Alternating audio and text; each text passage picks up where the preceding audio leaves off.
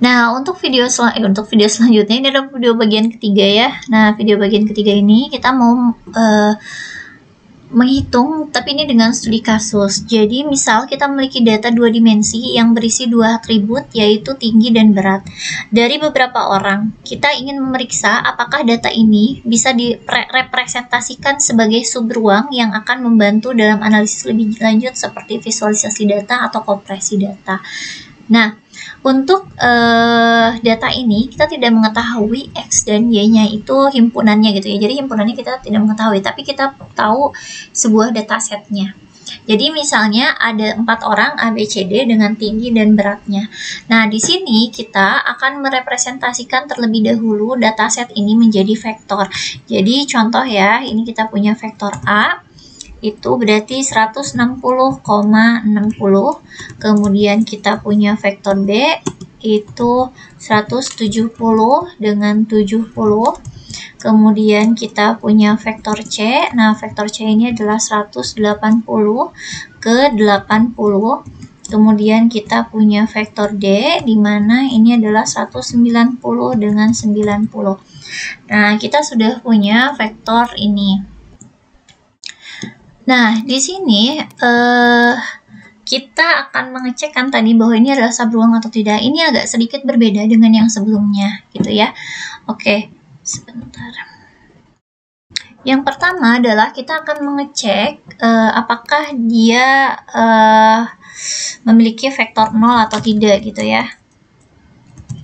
Nah, tentu saja untuk data ini, sebenarnya gini, untuk vektor 0 itu bisa secara eksplisit dan tidak eksplisit tergantung pada studi kasusnya. Tapi sebenarnya untuk studi kasus yang ini tidak akan mungkin ada vektor 0 gitu, karena tidak mungkin ada data di mana dia tingginya adalah 0 dan beratnya adalah 0. Ya. Nah, sehingga untuk yang pertama, apakah dia vektor 0, ini bukan. Ya, berarti ini tidak memenuhi gitu ya. Jadi apakah dia memiliki vektor 0 atau tidak? Dia tidak memenuhi. Nah, sebenarnya kalau tidak memenuhi sampai sini pun teman-teman bisa stop gitu ya. Tapi kita akan coba untuk menghitung. Misalnya adalah A dengan B. Kita punya vektor A 160, 60, vektor B adalah 170, 70 ya. Oke.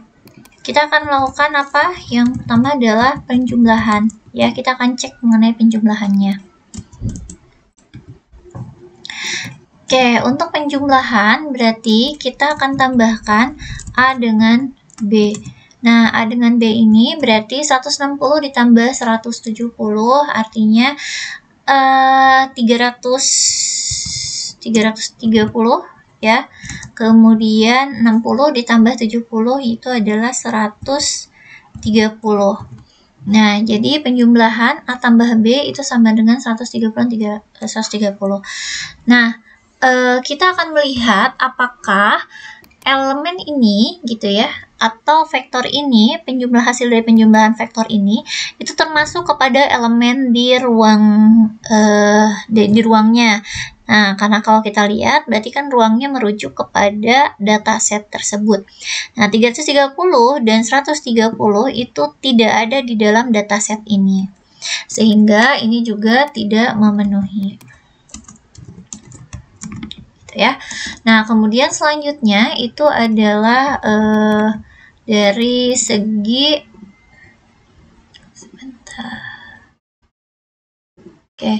dari segi perkalian dengan skalar. Ya. Contohnya kita punya skalarnya itu adalah misal ya, K-nya adalah 2 gitu. Kalau kita mau menghitung 2A ya, maka dia hasilnya adalah kita hitung 160.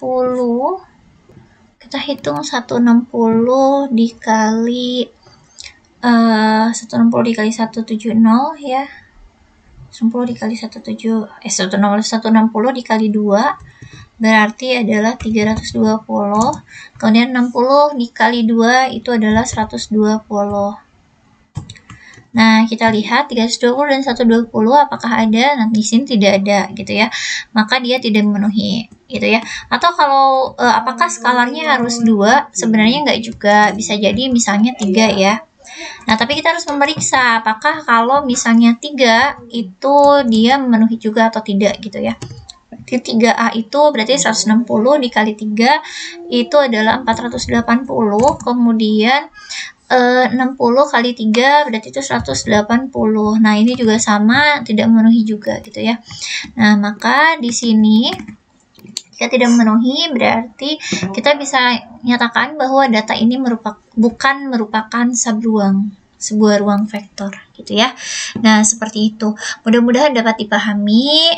Jika misalnya tidak dipahami, boleh jika mau bertanya gitu ya. Oke, mungkin itu untuk mengenai subruang vektor. Terima kasih. Assalamualaikum warahmatullahi wabarakatuh.